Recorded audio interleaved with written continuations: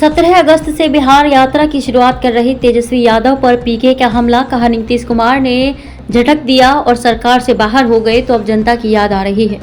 मैं उनकी तरह सिपाही पुलिस लेकर यात्रा नहीं कर रहा हूं। प्रशांत किशोर। बिहार के पूर्व उप मुख्यमंत्री तेजस्वी यादव के होने जा रही यात्रा पर प्रशांत किशोर ने तेजस्वी पर हमला करते हुए कहा कि तेजस्वी यादव कल तक उप मुख्यमंत्री थे, पर नीतीश कुमार ने झटक कर तेजस्वी को किनारे लगा दिया तो अब उनको बिहार की जनता याद आ रही है। प्रशांत किशोर का कोई दल नहीं है और किसी से वोट नहीं मांग रहे हैं। प्रशांत किशोर ये नहीं कह रहे हैं कि हमको जिताकर मुख्यमंत्री बना दीजिए। प्रशांत किशोर जन स्वराज पदयात्रा इसलिए चला रहे हैं ताकि बिहार की जनता के अंदर जागरूकता फैले, जनता जात पात से उठकर अपने बच्चों की चिंता करते हुए वोट दे।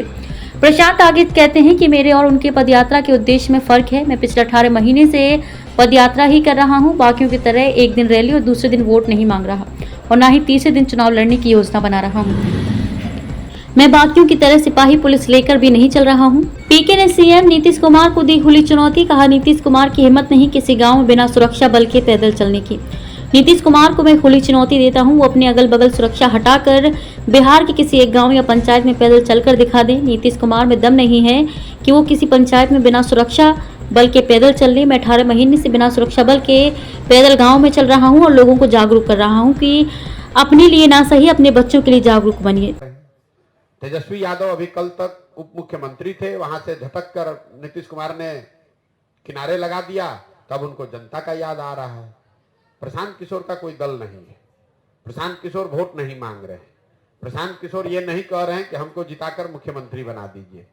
प्रशांत किशोर ये अभियान चला रहे हैं बिहार की जनता को ये बताने के लिए कि तुमने सबकी चिंता की, तुमने जात की चिंता की, तुमने राष्ट्रवाद की चिंता की, तुमने विचारधारा की चिंता की, तुमने सामाजिक न्याय की चिंता की, तुमने लालू यादव की चिंता की, उनके बच्चे की चिंता की, तुमने मोदी की चिंता की। अब समय आ गया है एक बार अपने बच्चों की चिंता कर लो, क्योंकि तुम्हारे बच्चे जब नहीं पढ़ेंगे, तुम्हारे बच्चे जब तक मजदूर अनपढ़ रहेंगे, तब तक चाहे मोदी बन जाए, लालू बन जाए, प्रशांत किशोर बन जाए, तुम्हारा और तुम्हारे परिवार का भला नहीं होगा। तो पदयात्रा के उद्देश्य में फर्क है। दूसरा, इसकी शुद्धता में फर्क है। ये पदयात्रा है तो हम 17-18 महीने से घर परिवार छोड़कर पदयात्रा ही कर रहे हैं। ऐसा नहीं है कि एक दिन रैली करने चले गए, एक दिन चुनाव लड़ रहे हैं। 18 महीना से घर परिवार छोड़कर पदयात्रा ही कर रहे हैं, गांव में ही रहते हैं। आप देख रहे हैं, यहाँ आपसे भी मिलने आए हैं तो किसी होटल सर्किट हाउस में नहीं गए हैं।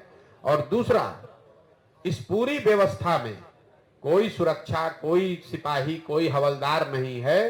गांव गांव पैदल ही जाते हैं। कोई भी व्यक्ति जो चाहे वो आकर मिल सकता है, बात कर सकता है, धक्का दे सकता है, गाली दे सकता है, आशीर्वाद दे सकता है। ये फर्क है। ये जो लोग पदयात्रा जिनकी आप चर्चा कर रहे हैं, मैंने पहले भी कहा था, नीतीश कुमार ने एक यात्रा की थी। इनको खुली चुनौती दे रहे हैं कि अपने अगल बगल सुरक्षा ये हटा दें और किसी एक गांव पंचायत में पैदल चल के दिखा दें। इनका दम नहीं है कि एक पंचायत या एक गांव में बिना सुरक्षा के, बिना अपने लाभ का दल बल के एक गांव में ये लोग चल के दिखा दें। नीतीश कुमार मुख्यमंत्री हैं ना भाई, उनको खुली चुनौती मैंने दे रखी है कि आप एक पंचायत में खाली पैदल चल के दिखा दीजिए। मेरे भाई, इनका दम नहीं है। हम 18 महीना से गांव में ही चल रहे हैं, बिना किसी सुरक्षा के चलते हैं, सरेह में ही सोते हैं और 18 महीना से कर रहे हैं। हर जाति, हर वर्ग, हर समाज के लोग के पास गए हैं। सब ने हाथ उठाकर आशीर्वाद दिया है। सब ने कहा कि नहीं, जो आप प्रयास कर रहे हैं वो ठीक है। वो हमको वोट दे, हमको माने, हमको पसंद करे, वो अलग बात है। लेकिन कोई ये नहीं कह रहा है कि ना भैया आप बहुत गलत काम कर रहे हैं, इसको मत कीजिए। जिस गांव से भी गए हैं वहां पर लोगों ने यही कहा, ना भैया प्रयास तो आप ठीक कर रहे हैं, बात ठीक कर रहे हैं। ये फर्क है। चौथा स्तंभ, ब्यूरो रिपोर्ट।